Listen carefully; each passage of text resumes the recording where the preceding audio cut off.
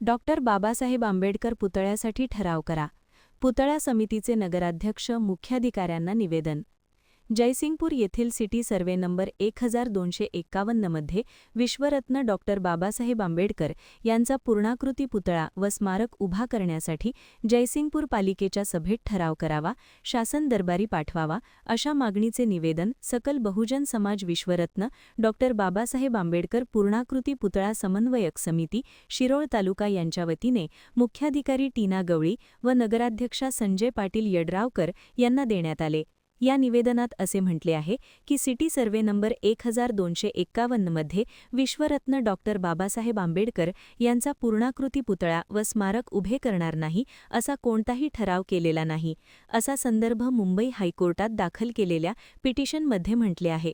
त्यानुसार शिरोळ तालुक्यातील समस्त बहुजन समाज व समितीच्या वतीने पुतळा होण्यासाठी आपल्या पालिकेच्या सभेत ठराव मंजूर करावा आणि तो शासन दरबारी पाठवावा, असे म्हटले आहे.